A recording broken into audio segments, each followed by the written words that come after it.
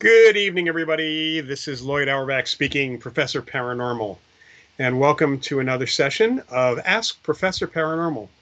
I do want to make one comment that I want to just hear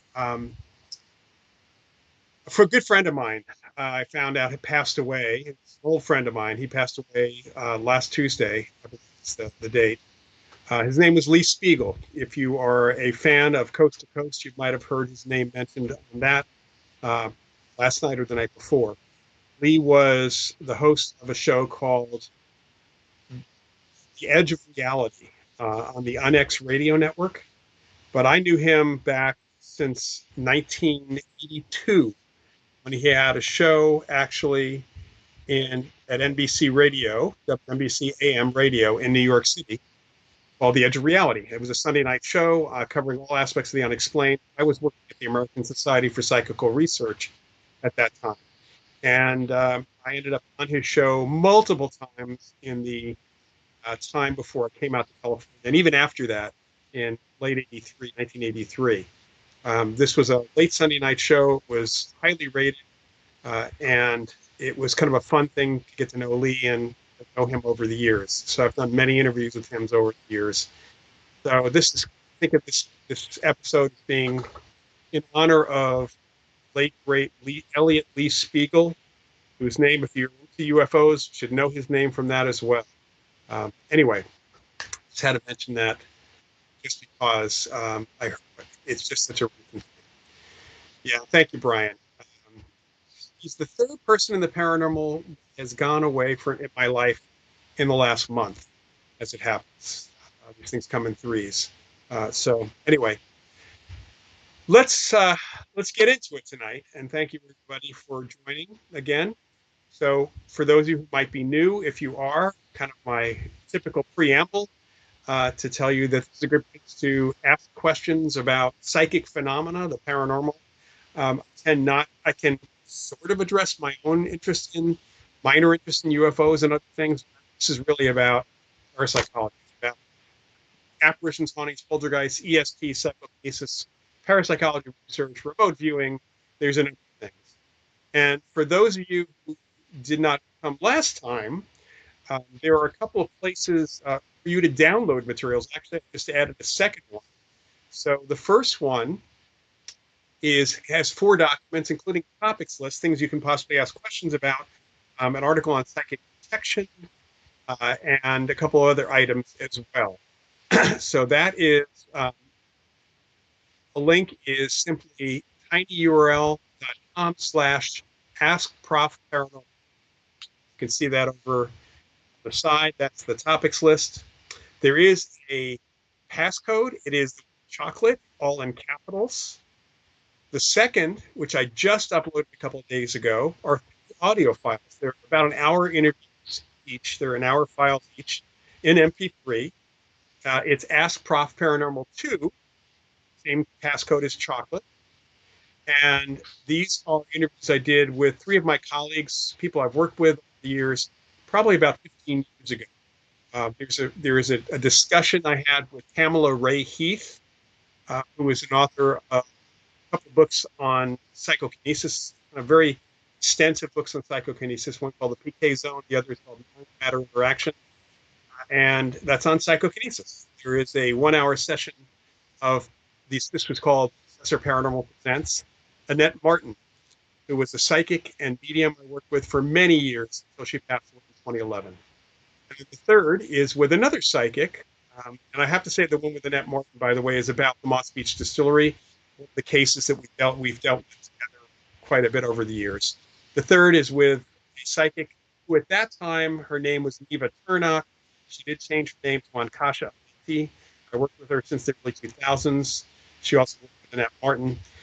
And in that one, Neva and I, or Ankasha and I, discuss psychics, real and phony.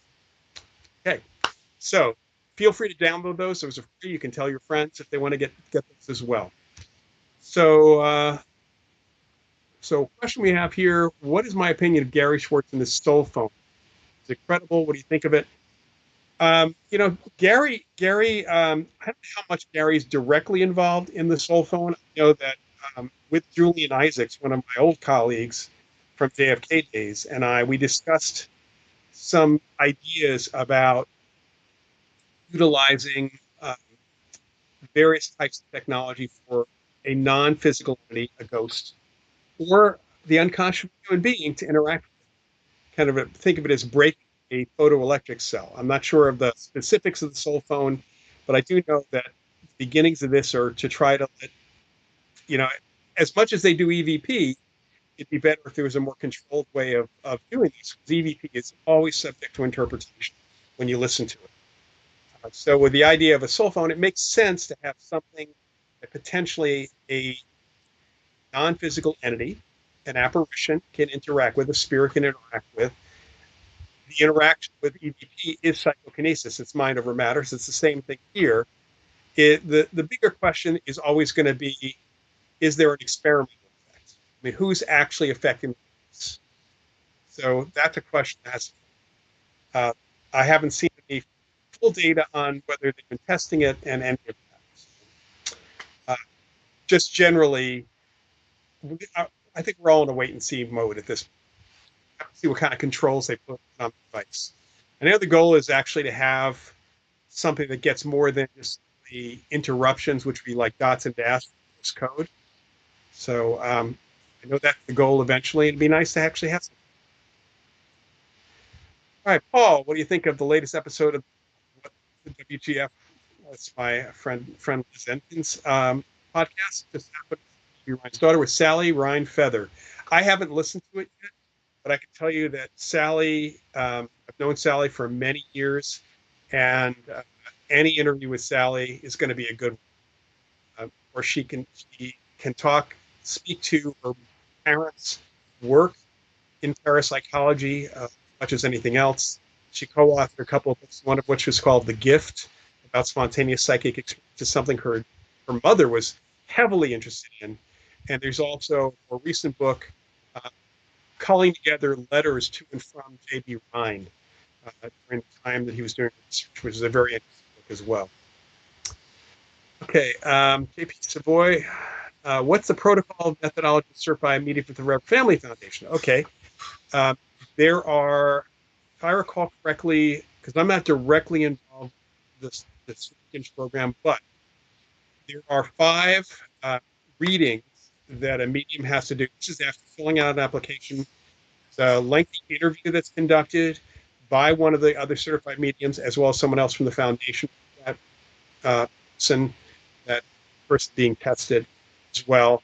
And the 5 readings they have to do are not face to face. There's a couple typically that are done by the phone, the other are done by Zoom with sitters, people who are trained by Bob Ginsberg, our founder, uh, based on a protocol that was developed back in the late 2000s with Gary Schwartz and other researchers. They're trained to not give anything away that might be allow for reading or nonverbals. And then there's a grading protocol that's done by the sitters and then by folks looking at the sitters have determined as to whether a statement is or how much of the reading is accurate, how much is inaccurate, how much might be generalization, and so on. That interview is also an important thing. There's a couple of things that to be certified. They also, if they pass the test, and by the way, only about 10% of the people who take the certification, including some really good mediums, have actually passed this certification program test. They also have to, in those interviews, we have to get an idea of their ethics, and we have to make sure that they are committing to supporting the organization, which means volunteering for something at least once a year. Uh, since the foundation is an all-volunteer organization, and it's not for the promotion necessarily or monetary gain of the medium as well. All right, let's see. Josh, to your knowledge, do you know if anybody has recently attempted a variation experiment? I have not heard of that. You know, closest might be, not for creating a ghost that way, but of course, there are other kinds of group PK type activities, such as spoon bending parties that can happen and do happen, but nothing like the Philip experiment. I think it'd be a really good thing. I know that there have been informal sitter groups, which is following the sort of following the Philip experiment protocol, not necessarily making up ghosts, but trying to find experts in order for physical things to happen. Whether they're real spirits or not is a secondary question. So, but in terms of making something up from start to finish, as in the Philip experiment, I don't believe anybody's done that. It's not that I've heard of. And hi, Kat Ward. Kat Ward is in Australia and just did an interview with me on her Facebook page a little over a week ago. To see here. Okay, Patrick, do you think ghost hunters can inadvertently affect their PK? Absolutely. We all do that. Pretty sure I've done it, not just equipment, some other things too. And it is something that we have to consider. Um, Unfortunately, and there's a real question with EVP as to how much EVP is actually being affected. created by the operators of the recorders. And when you have someone who is always getting EVP, either they're acting as media or they have a spirit who's decided to follow them around and do EVP. That's a whole funny thing. I doubt it. Or they're doing it unconsciously because of their expectations. So it's a little tough. Okay, as a mentalist yourself, what percentage of self-described mediums in general? No idea. Uh, I couldn't even tell you how many self-described mediums there are out there in the world. You don't have any statistics on how many people are psychic practitioners. We don't have any stats on that. So I couldn't tell you what percentage are genuine. I do know that the foundation gets emails and calls for people who want to be certified in testing. And I know from talking to our executive director who passed away a little over a year ago, friend, one of the founders, um, she would take calls from people, and they would be not too infrequent with someone who had an after-death communication, saw a relative appear to them. They had a communication ostensibly from a relative who died, and they would call up and say, "I'm a medium. Can I be tested?" And Fran would find out that they had a one-time experience, which does not make you a medium. Lots, thousands, hundreds of thousands of people, I can say honestly, have had, who are still alive right now, if not millions, have had some form of experience that might be considered after death communication and might even be considered mediumistic, but they're not in control of their abilities. A medium has to be in control of their abilities. It makes no sense otherwise. It's like, because like saying that we're all psychics, even though we all have psychic ability. None of us, we can't be, we should call ourselves artists. You can draw something unless you are spending a lot of time doing your art. Okay, that's a good way to put it. Okay, let's see. Um, Paul, you recently had a Zoom meeting with Jennifer Pemberthy of the University of Virginia Division. You do great research. Yeah, the Division of Perceptual Studies at the University of Virginia. One of the documents you can download from that document site that I mentioned earlier is a resources list that has a link to that division. And they have an enormous amount of publications available, research reports and other things. But they do research on everything from mediumship, uh, really reincarnation, best reincarnation studies, children from lives, studies in near-death experience, and a lot of other areas. All right, let's see what else we got here. Um, my voice, my volume is cutting out. So, okay, well, so my producer back there, let me know if that's actually happening for you too. Hopefully not. That might be an internet issue on your side. Hopefully it's not on my side at this point. Showing a pretty strong signal right now. So, Pat's asking my opinion of WW Carrington, that's Whately Carrington, NITC. I don't have a specific opinion about Carrington, that specific area of research. Not off the top of my head. You know, there are a lot of things that we have out there that have happened in history that have to really refresh my memory on that. Okay. Okay. Other folks are having problems with audio as well. So, um, Mike, if you can let me know. Okay, bandwidth issue right now. Okay. Might be me, might be anything else. Sorry. Thanks for letting us know. Really sorry about that. And hopefully that won't affect you here. Okay. I'm going to keep talking and hope that that resolves itself. We'll see what happens. So I did get a couple of questions emailed to me before tonight, which is a good thing. So if folks actually want to send email to me, you can always send it to askprofparanormal@gmail.com or just profparanormal@gmail.com. I can address the question. Try to answer them via email beforehand. Also bring them up.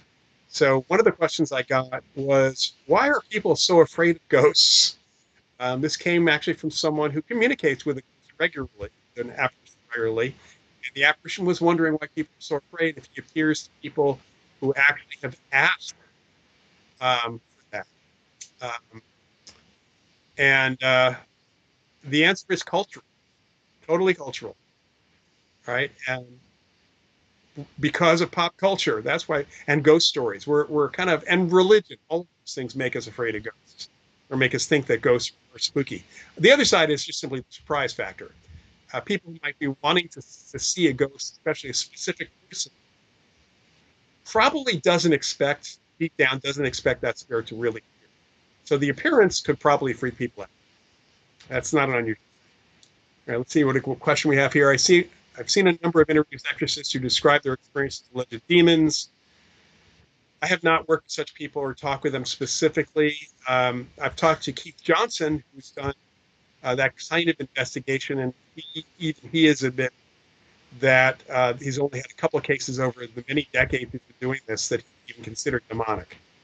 The only person I ever talked to, not really an exorcist, was a guy who apparently worked with the exorcists in the Vatican and frankly had an extraordinarily religious perspective to the point where at a conference when he was doing his presentation, he made a comment to someone asking about psychics, saying that people shouldn't go to psychics because demons are speaking through the psychics, or Satan, the devil. And that immediately put that completely, anything he had to say about that completely out of my context. If an exorcist, somebody declares, first of all, people who call themselves exorcists, there are different religious traditions that people do different types of rituals for. And the reality is their religious perspective.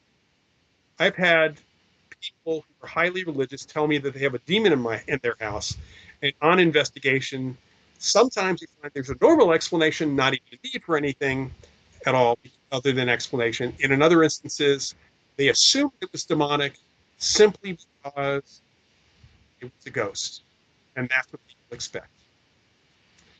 There have been other times that people have claimed their own clumsiness. We've seen this in a number of cases on an apparition, on a ghost, when in fact that was very clearly not the case, according to the other witnesses in the place.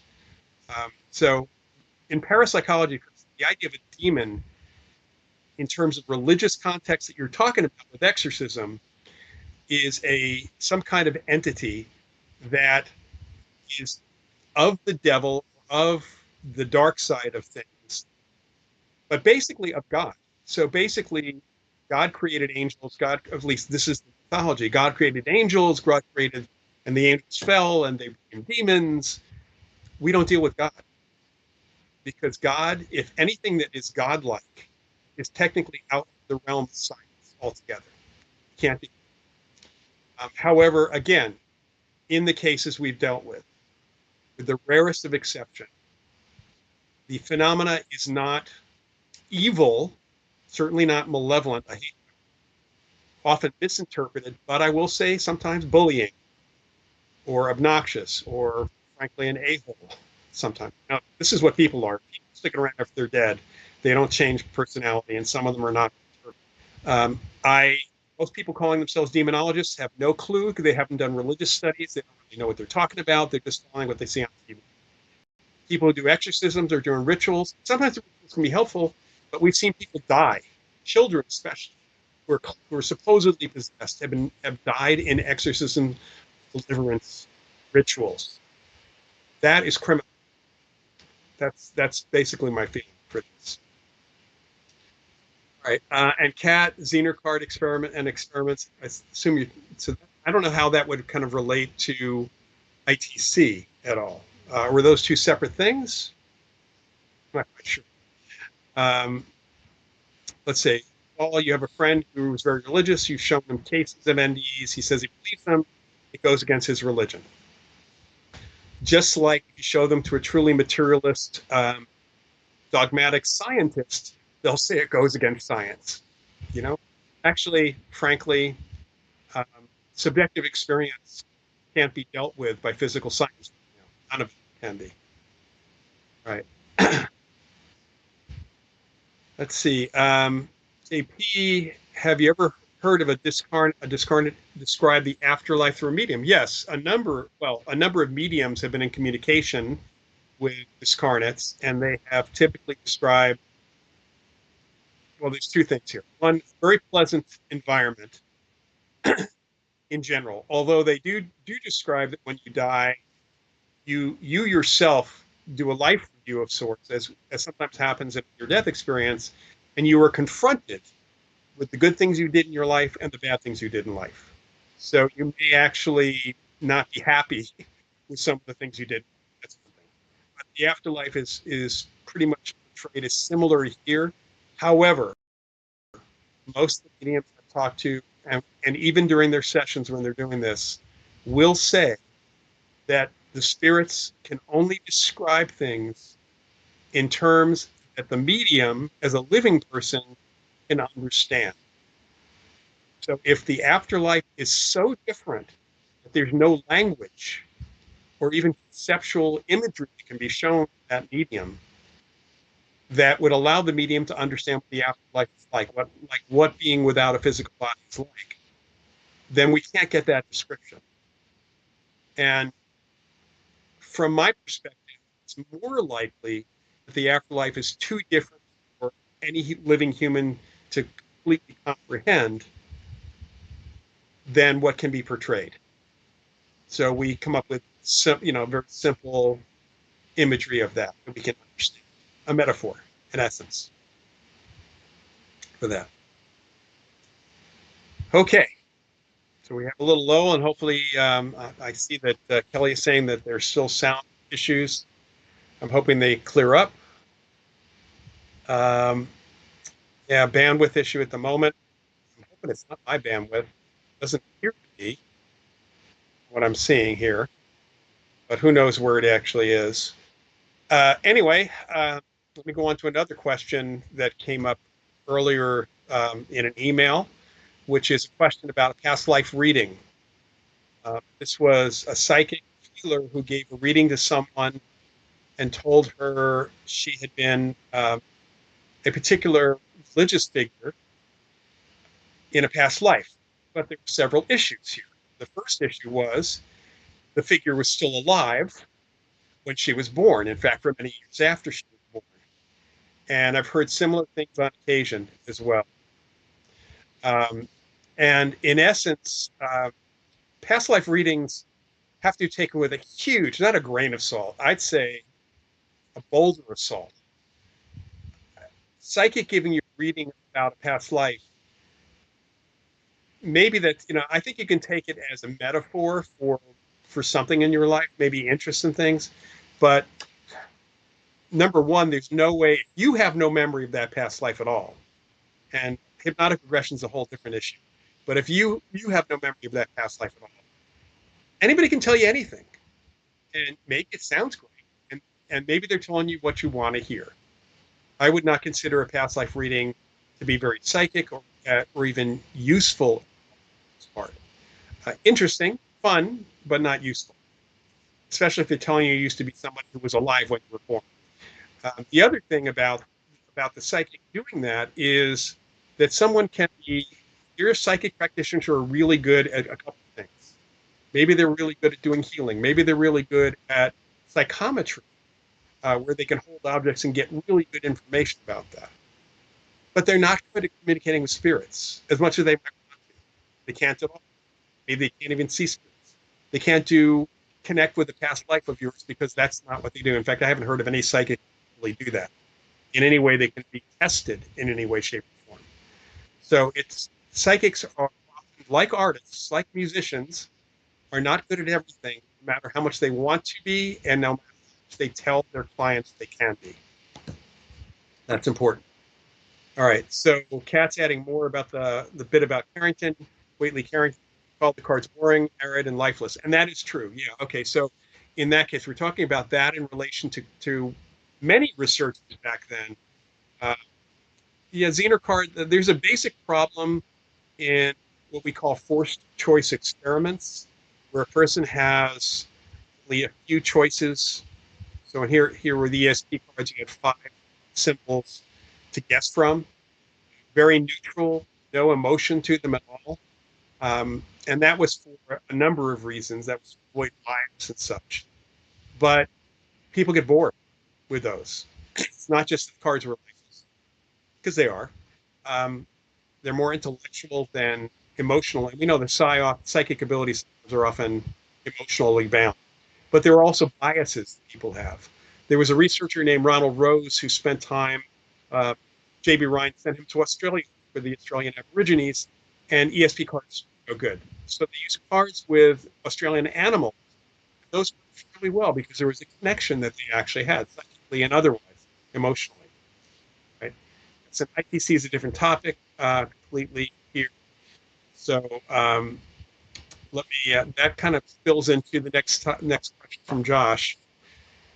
Okay, so here's the thing. Instrumental transcommunication is the idea of using any form of technology, usually electronic technology. It's the overriding term for spirit communication using technology, using electronics.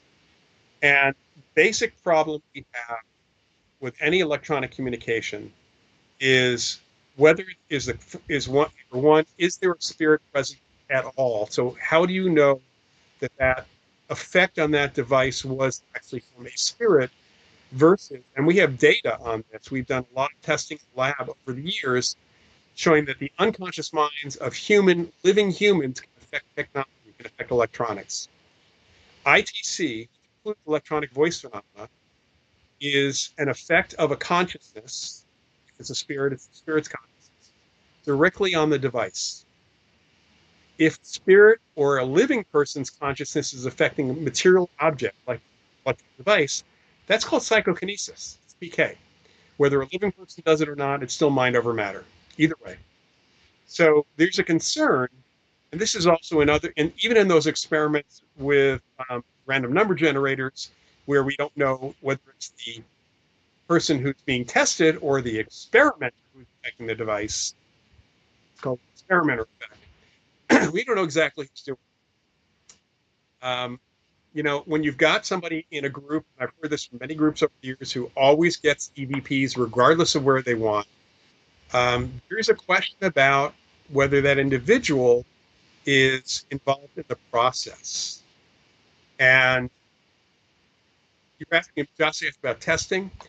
The problem is you'd have to come up with, I think one way to test would to do some PK testing and especially have the recorders around in a situation where you've got somebody saying, hey, there's no ghost here.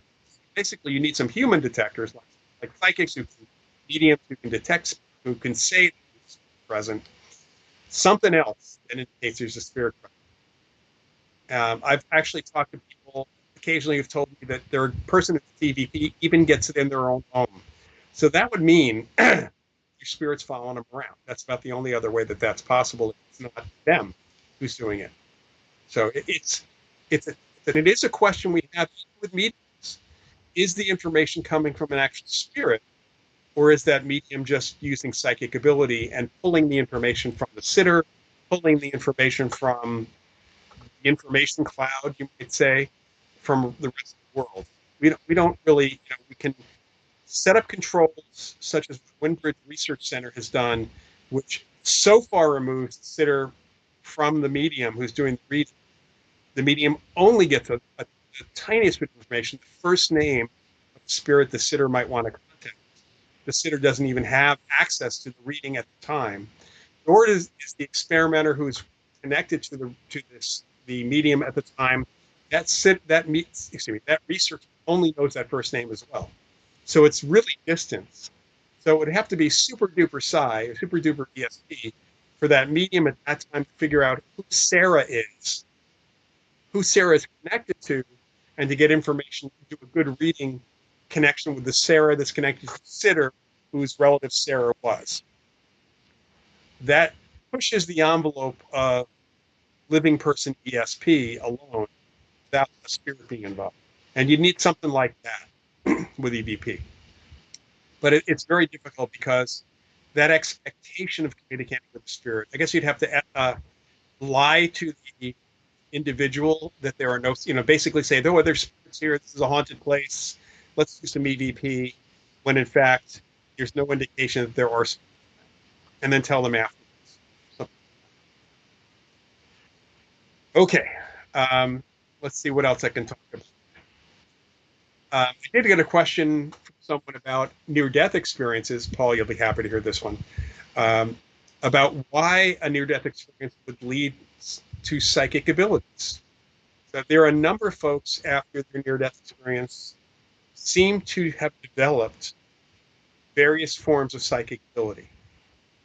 And the why seems to be connected to the individual because that's also the what ability they develop, and kind of a mind expansion. Some people who have near-death experiences change not only their view on death, personality variables change too. Various things at the heart of the person change, not the physical, but the metaphorical. So for those people, because now they're believing in some, perhaps because they're believing in something that is real and more than them, maybe having had an out of body experience as well, that might trigger or allow them to recover the inherent abilities they might have had even as a kid. All right, let's see. Pete, back in 1977, you lived adjacent to the Voice of America in Mason, Ohio. Every cassette tape recording had the Voice of America broadcast and printed on those tapes. If it was a cassette recorder, I'm not surprised. We, back in the 80s, we had our JFK parapsychology program, our graduate program. We would occasionally get people sending us EP on cassette tape, and I'd say that a good 30% of them were CB radio transmissions. Cassette recorders were known to actually take up radio broadcasts. And if you're right next to a transmitter, there's a better than even chance that would happen constantly. All right, so and whether or not they could imprint on cassette tapes that were unopened is a different question. You'd have to tell me if that's what happened, because that would be a really interesting thing as well. Okay, but thanks for asking that, or mentioning that question, that as well. With digital recorders, we don't have to worry about that anymore. But I advocate for that at least one digital recorder you're using. First of all, you should have probably two of them with you. I mean, I've got this one, and I often use my phone. This is just a nice, good little digital recorder that I use, just to record notes and things like that. And having a second recorder, you can use your phone for that matter. There's other recorders, but it's important to have a couple of recorders going. And of course, almost all recorders, I'll point this straight out, hopefully that'll show, have an output for headphones and have an input for a microphone. And you can actually plug up the mic input. Now, if spirits are going to do EVP, they do not need, in fact, it's pretty clear that they should not, there's not a mic, there's not an acoustical sound that's created. So plugging up the mic is pretty easy to do. In fact, the easiest way is you probably have a set of earbuds around your home from years ago, the wired kind, the one kind you plug into something that are, or you can buy them really cheap. Any Rite Aid, CVS, Walmart, any place like that, for $5. And just simply plug it in, flip the wire, so there's no earphones anymore, just a wire coming off, and that's disabling mic as well. Okay, yeah, sorry about that sound, the audio quality. Very sorry about that.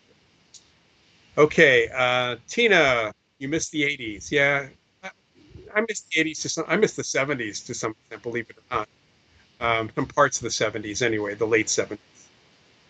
But there were some fun things in the 80s. One of the best things was no email. There was no email. I remember working in the 80s where we had a receptionist who would we didn't even have voicemail in our department for parapsychology. I didn't have an answering machine at home, but where I worked, I had a receptionist who would take down messages.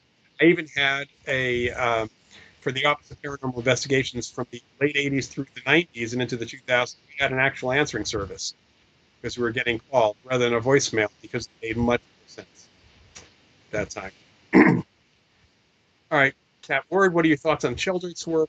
And why do you think he's called controversial? Well, I think he's called controversial because the mainstream academia, and especially the pseudo-skeptics, called skeptics, they're not really skeptics, organizations have called him a crackpot or other names.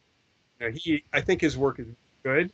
I think his work on the sense of being stared at which many of my colleagues have also worked at, is good work. I think the work on the observation of dogs, of animals that know when they're dogs that know when their owners are coming, a really interesting practical experiment to do.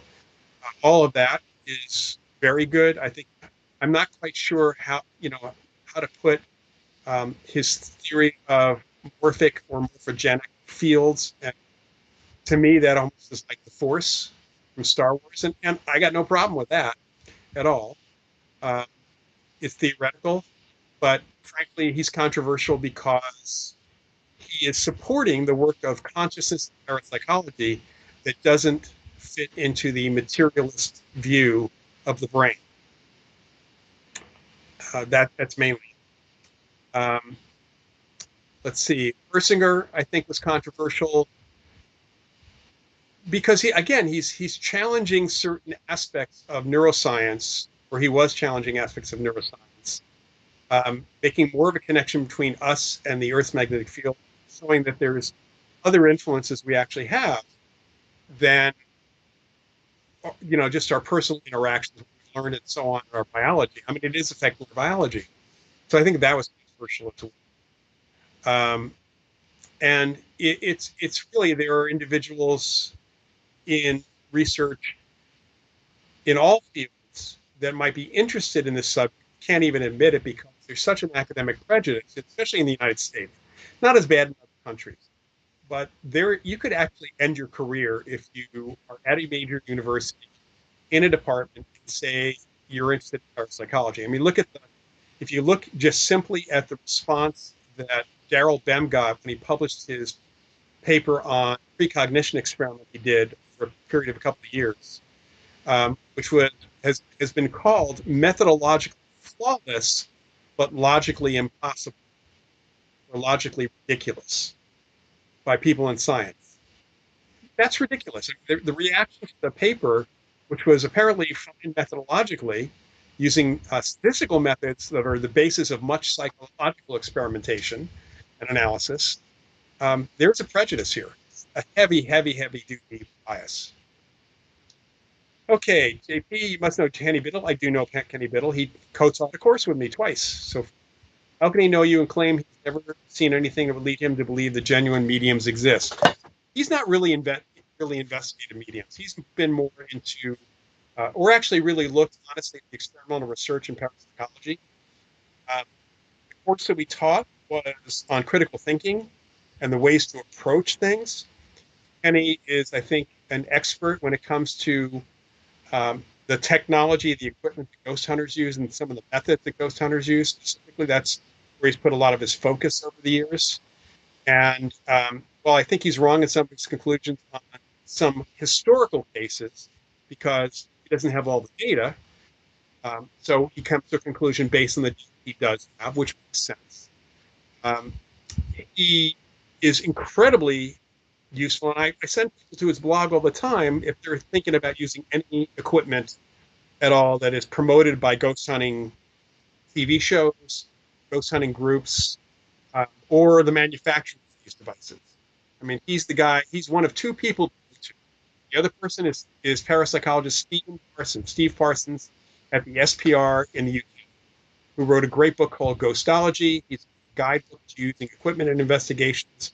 In fact, if you go to the SPR site, now there are brochures that put together. I, I actually downloaded these and printed them out.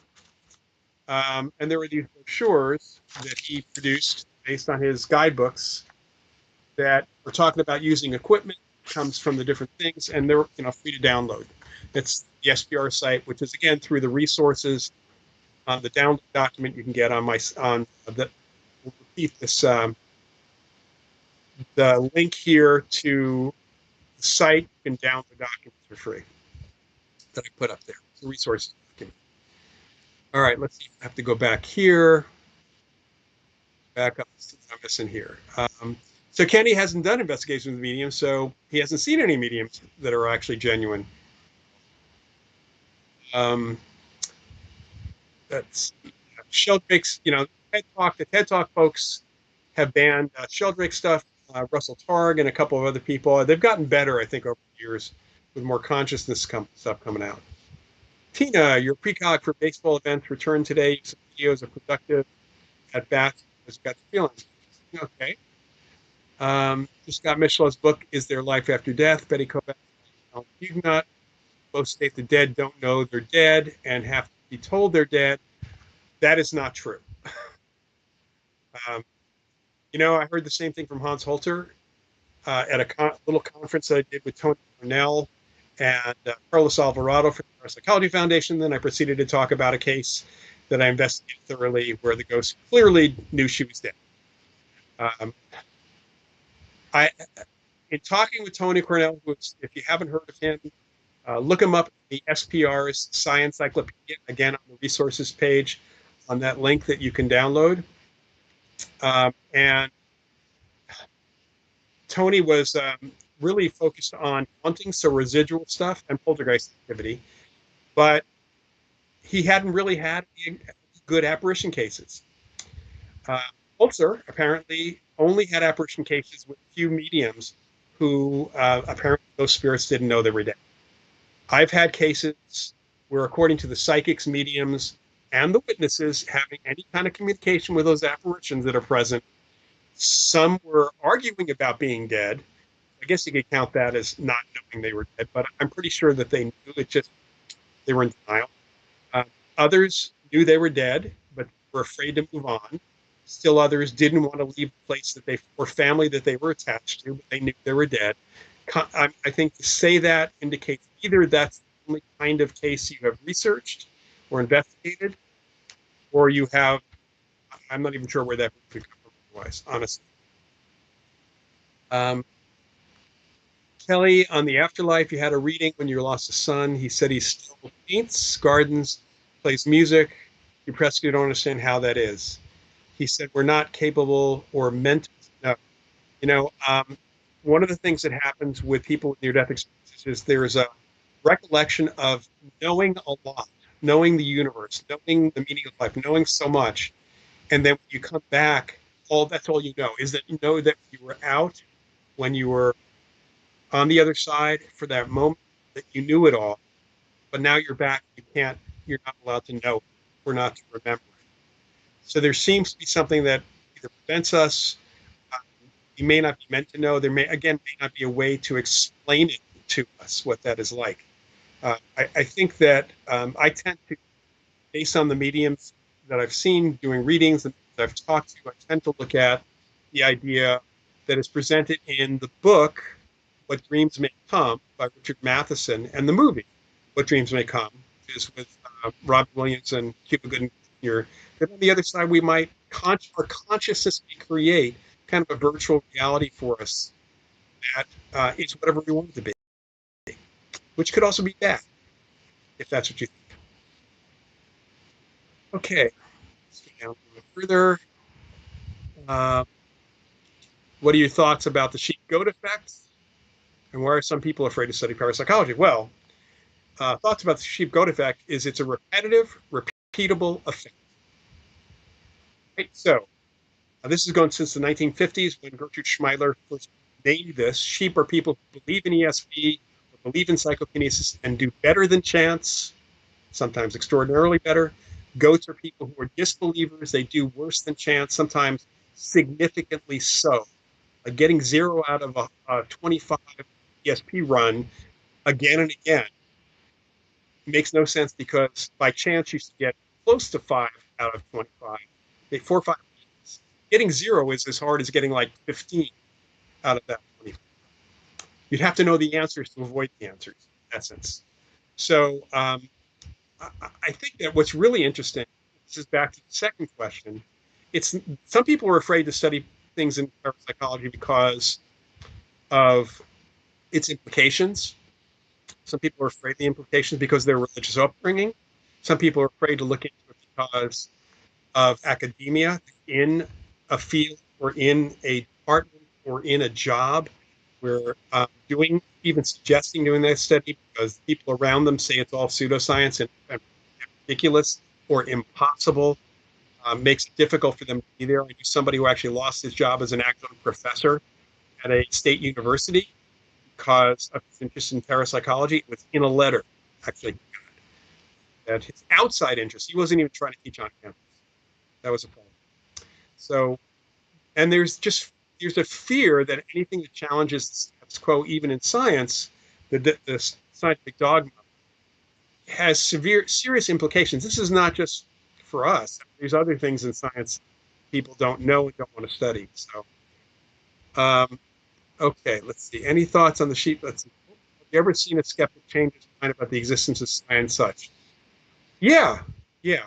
Not completely flip, but even within our field, we have people who are skeptical about certain phenomena, and um, certainly expressing interest. So, for example, one of my colleagues, Ed May, doesn't necessarily believe in PK per se, especially when we're talking about electronics and things like that. It's another theory for at least some of the research that's been done, and the fact that it's really hard to eliminate physical effects in the world as well. But for the big stuff, um, he believes many of the witnesses, what's been said, and he's come up with some other potential explanations or ideas supporting the physical forces that could cause things to move. The question is, how does our mind actually generate that, connect that? So he's at least looks at this as a possibility, even though that his opinion as a scientist is not really supporting it yet. I've seen also people that I know who were skeptical about something that had a personal experience and they changed their mind. So it just really depends. Sometimes an experience will do it. It really depends on how much dogma, religious or scientific dogma they have. Okay. Have you ever seen? Let's see. Do you know if will be another season of Surviving Death on Netflix? As far as I know, what I've heard from third party, speaking to Leslie Keene, who is the person who wrote the book Surviving Death. No, someone actually talked to one of the producers. Not gotten it for another season. So you can always send a note to Netflix and say you'd like to see another season. And hopefully that. And if we could put in the link to the documents page, download page, and to also the audio page, right there we go. So that link that just popped up, password is chocolate, all in caps. That is to a page of 4 documents you can download, including a resources list of psychology. If you put a 2 after that link, password is chocolate, some interviews with folks in my field, a couple psychics, and one of my colleagues. Lindy, Indy Night Stalker, want to ask questions about last class or on psychics and mediums. The amazing Kreskin. So, oh yeah, Kreskin is a mentalist. Absolutely one of the more famous mentalists we've ever had. He did pretty much to a lot of the copy, some of the act at least, of the amazing Dunninger, another mentalist from the 20s, 30s, 40s. Kreskin's an amazing performer. Uh, he does, from what I gathered from even a small conversation I had with him years ago, and from a skeptic friend of mine who knew him really well, he does believe in ESP, and things pop into his head like happens with a number of my other mentalist friends as well. So he is a mentalist, and there are several books out there that he's either co-authored or written about him that kind of talk about what he does. All right, let's see. JP, not really a serious question, but how come I've never had anything paranormal happen to me? I didn't have anything paranormal happen to me other than knowing who was on the phone when the phone rang at my house. This is when I was a teenager and this is before call hours. Occasionally I would know, but I had no other experiences until I was actually in college. And that was only a minor, and really was more witnessing things in college. And it really wasn't until I was in grad school that I didn't have to start having experiences. So uh, maybe you're just not ready. Maybe you don't need to. I needed to because I was getting into the field. That's what I was told anyway. What's a good source for learning mentalism? uh, there are some really good books on mentalism. I would suggest you're going to have to take the time. This is the same way. I can't give away secrets. I don't want to recommend books over this, but I will recommend something that some of my colleagues might get mad at me about. Um, but just go on to Google, type in magic dealer, go to one of the websites of somebody who sells magic tricks and mentalism effects and books, all sorts of things, and go to the mentalism section, go to the books that are there, and or DVDs. There are DVDs there as well. And if you're serious about it, you're going to have to spend some money. But you're going to have to dig. If you're serious about that, you can always contact me, and I can make some recommendations. Right. So that's a good starting point. Right.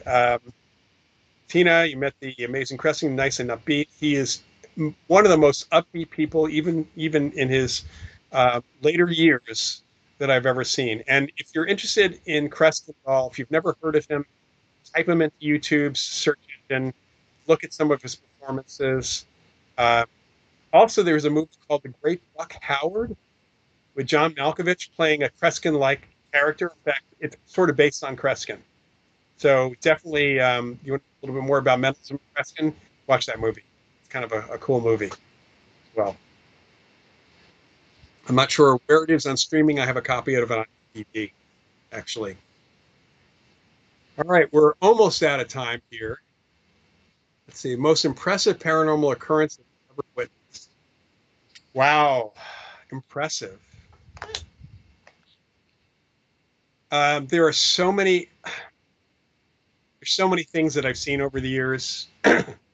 um, a couple of the readings that I've had from certain psychics or mediums have been incredibly impressive in terms of witnessing something physical phenomena. Probably the most impressive and goofy thing I've seen was activity at a place called the Banta Inn, which is here in the Northern California town called Tracy. Not as active anymore. It's back in the 80s. They had a ghost. Uh, it's a really cool ghost story in many respects. And in fact, it did convince a skeptic. One of the owners was skeptical about the ghost. The ghost was able to convince him that he was real. What actually happened the first time I was there was an ashtray, and this was only one of many, many things that happened. I'll tell you the most impressive moment.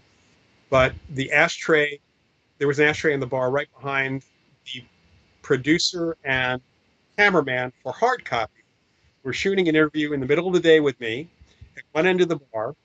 I was facing the bar. They are the backs of the bar. At the other end of the bar was one of the owners and the bartender. Nobody else was in the room before they opened. And an ashtray shot up off the bar above their heads. I could see it because I'm looking right at it. Flipped over, smacked on the bar. It was glass. Didn't. They heard it. We all laughed. Myself, the bartender, and the owner. Especially when the director, producer director said, hey, "What was that?" And then there was a glass across the bar. So that was the first thing. And then on one situation, we stayed after many times after hours, witnesses to kind of spend time there. And this was at 3 or 4 in the morning. I was kind of debriefing my team about the interviews we'd done. The psychic we had with us was in the bar area. We were in the restaurant area. She was there with the owner and one of the bartenders. And I heard some music suddenly go on in the bar area. And Kathy, the psychic, said, "Come back here. Come to the bar." And we walk out there, and the jukebox is playing "Spirits in the Material World" by the Police. I basically just kind of shook my head, rolled my eyes, and said, "Yeah, yeah, funny, very funny, Kathy." She said, "No, look behind the jukebox." I reached down behind the jukebox. I looked down, I reached down, and I picked the plug, and I'm holding the plug. It is not plugged in. It continues to play until the end of the song, and then the power went out on the jukebox.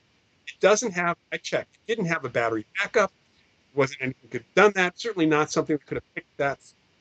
That's more impressive than almost anything else I've seen. Seen a lot of other things too. Okay. Some say that when a person first becomes a spirit, they can do more. Oh no. I think it's the opposite. We have very few cases entities, ghosts, apparitions can actually move things. Very, very few. And even with places like the Bantan, apparently took over a year for that apparition to have been seen before anything started moving. Actually, it took a few years. The Moss Beach story, it took a long time, very long. In other cases, I've had 6 months or so. It's like in the movie Ghost, with Patrick Swayze. If you haven't seen that, you should. He has to learn how to move things. It's all mind over matter. So that is not the case. At least there's not been any evidence that that's the case, that people suddenly can do stuff around the can. Maybe they lose it. Okay, we have just 3 minutes left. Yeah, and thank you, Graveyard Grog. Um, you're very welcome, everybody. Really glad. And be sure to tell your friends. Definitely hit the like button on this and subscribe if you're not subscribing already. Uh, Tell your friends. You can follow me. I think some of you follow me on. Yes, I'm still on X on Twitter. I'm also now on Threads. It's just at Prof Paranormal or Prof Paranormal on Threads. You can find me on Facebook pretty easily just by running my name. Just have to remember how to spell my name. It's one Alan Lloyd. And of course, I'm here on YouTube. I have two other YouTube channels I'll just mention. One is simply youtube.com/Prof Paranormal without the ask. That is, has got a few lectures on it. And the other is just simply youtube.com/Lloyd Hour, which is TV. Finally, I want to just say that I am speaking for the Rhine Research Center, doing an online lecture on poltergeists this coming Friday. If you go to Rhine, that's RHINE.org, and go to events, you'll see information about that. It is 7 p.m. Eastern, 4 p.m. Pacific this coming Friday, the 25th. It is by donation. We ask that if you do a donation, it's not a charge per se, because mine is a nonprofit. Hope you can make that. And then if anybody's here in the Bay Area, I'm speaking at the USS Hornet this coming Saturday, 26th, their Paracon. So if you're here in the Bay Area, it's in Alameda, California, the most haunted ships that's out there. Probably my favorite, most haunted place. Okay, everybody. Thanks very much. We're just about out here, and I'll see you.